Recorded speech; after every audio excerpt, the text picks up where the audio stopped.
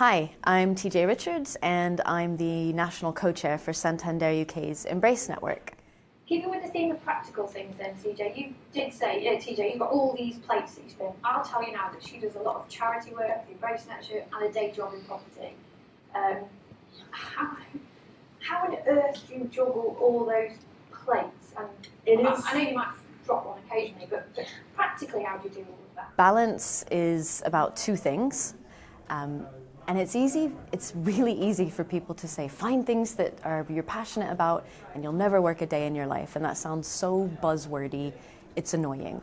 But actually, I read a really great book that helped me with that.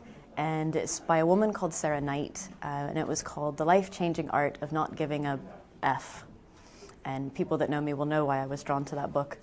But it was a really great book because it had lots of little workshops in it that told you, how to take apart your life in little pieces and chunks and work out what is important to you, what do you want to spend your time on.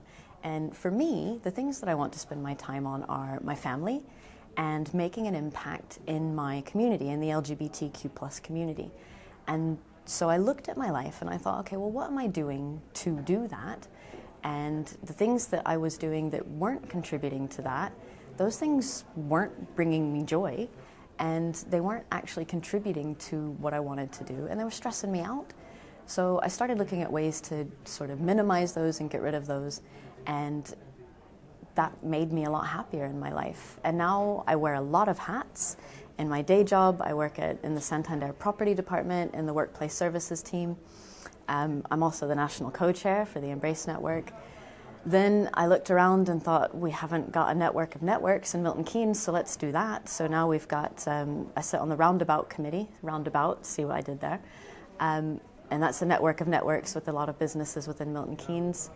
And then I thought, oh, I've still got more free time, what else can I do? So I'm an officer of the LGBTQ+ charity in Milton Keynes called QAlliance. And then I decided to be part of the organizing committee for Pride Milton Keynes.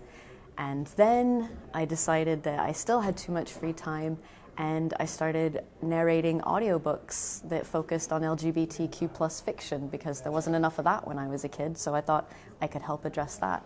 And that's a lot of hats to wear. And the only reason I can do that is because I'm focusing on the things that make me happy, that contribute to what I want to put into the world, but also because I have these release valves, the things that I do to help me relax. And for me, I have more than one thing. It's important to have more than one thing. And the big thing for me is hiking. I love a good hike, but a 20-kilometer cross-country hike isn't always convenient in the middle of a workday. So having other things you can do is also useful.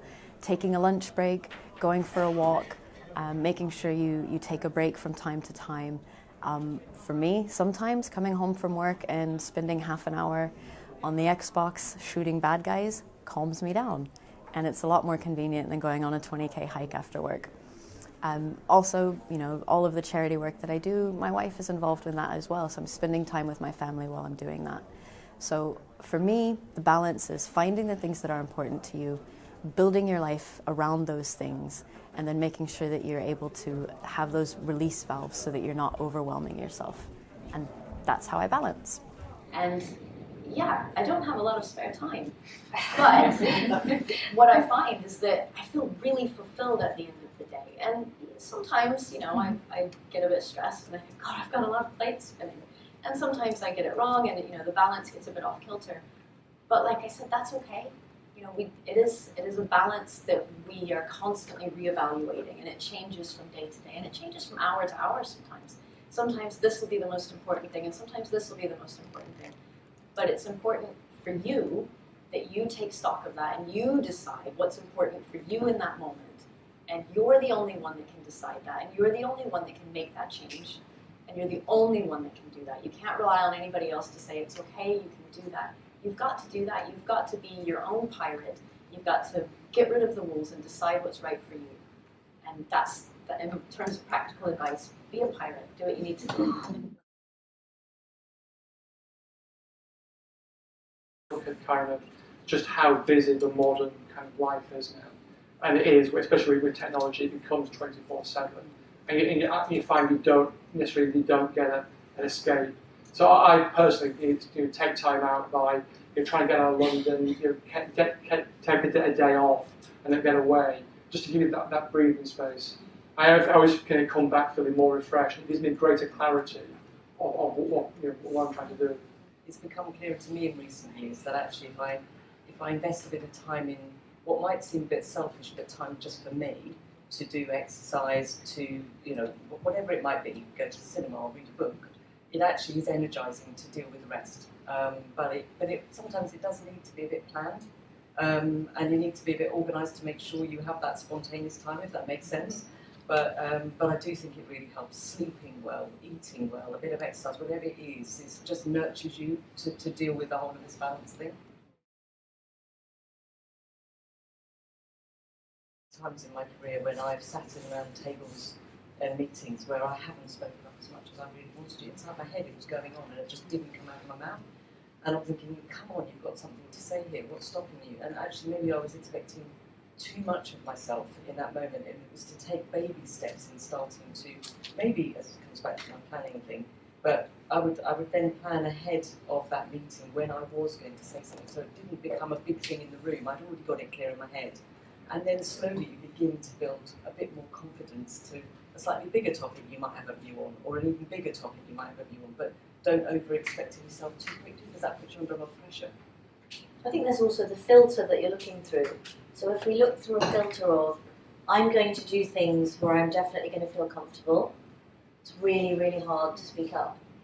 If we look through the filter of, does this matter or not? And if the answer is yes, then we have to push through it. We have to. So maybe that's another way of just sort of framing the question. And in terms of sort of practical tip, perhaps something that I do, because I speak up an awful lot in meetings, in case you can't tell, I speak up all the time. What I tend to do, especially when I'm reading a room and think, oh, this isn't going to go down very well, I might get a bit of pushback, is I will say, and I'll call out the Santander behavior because they can't really push back on that. And I'll say, well, in the spirit of speaking up, I would like to say, and actually, what can people say on that? Because I'm trying to embody the behavior there and speak up and, show respect and bring passion and actively collaborate and all those things that we're trying to embody. And by not speaking up, actually, I'm not embodying those. So maybe actually call that out and say, this is what I'm doing and here's what I want to say, and see what happens.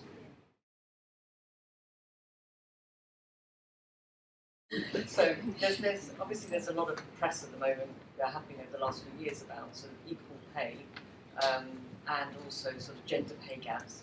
Now, hand on heart, I can say that we have gone through the organisation to make sure that people doing the same job, whether they're male or woman, are paid the same rate for the role. So I'm comfortable with that. The issue that you probably see more in the press is around gender pay gaps, where we've got a gap between sort of median in terms of women and men in the organisation from a pay perspective. And the issue that sits at the heart of that is that we have not enough senior females in the organisation and a lot of junior females in the organisation that are part-time, to the point that you were making earlier about encouraging more men to come into more junior roles, to encourage that sort of flexibility, that equal lives from a both men and women perspective, and also encouraging more females to work through the organisation and get into more senior roles. The key around that is fairness, though, to make sure you're still always getting the right person for the role. So there's nothing around positive discrimination and bringing people into roles just to fill a quota. It's absolutely not what it's about. But it is around trying to create a culture and an environment in the organisation where women can flourish into the senior roles, but actually men can also start making some choices about the way they want to operate with us as well. Does that answer your question? And I think, Vicky, it's about, as we do here, taking accountability for that on us. The board sits there and management, and we own that. So we're not saying, oh, women are choosing these low-paid jobs, not our fault.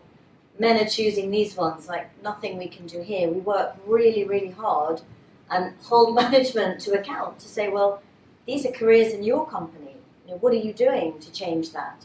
So I completely agree, and I think it's again, we've got to take ownership, and we do. This is something, isn't it, that we debate all the time. But there's some other programs, I think, and also the Women Business Network and all the other networks like TJ's network, You know, they're just how do you have a community and how you can have that sense of, at least I can talk to somebody else or they can give me their hints and tips. So honestly, that self-belief and taking action yourself is really, really powerful, as well as everything I think the bank is trying to do to support. I still sort of maintain that there's only a certain amount that organisations can do in terms, you know, there is a societal issue there. Absolutely. Which we tend, once people start coming into the working environment, we inherit what they've learnt. Yeah. And we're trying to unpick some of that maybe with some of our messaging, but we can't do it on our own. So we are doing all the right things in terms of trying to encourage links with, through STEM links with schools, with universities, sponsoring where we can, you know, externally ensuring that people, when they look at the organisation and they see the diversity of the organisation as it stands, we talk about all our networks, everything that we're trying to do to create an inclusive environment here to attract people in. But it's only so, we can only do so much. We need to carry on, we can't be defeatist about it, we just carry it on and we build and build and build on what we're trying to do. But there is going to need to be a tipping point externally as well to help, I think. Very much agree. Yeah. Hi, well, we've had a fantastic morning here today on International Women's Day. We've had a really good combination of different activities introduced by Tim Hinton, our sponsor, our gender sponsor in the bank. Then we had Julie Chakravarti speak, who's one of our non-executive directors, who gave an inspirational speak about being a woman in a modern environment. And then we had a panel of quite unique members of the panel giving their views about what the importance of International Women's Day was for them, the importance of balance and getting balance in your life, whatever that means. And then we opened up to the floor for general questions, and we had a really fantastic selection of questions on a number of topics ranging from how do you get balance in your life yourself, how have you managed your career, how have you built your confidence over the years, to move up sort of the hierarchy in organisations or expand your career experience, right through to the gender pay gap, all sorts of questions. But it's been a really interesting morning.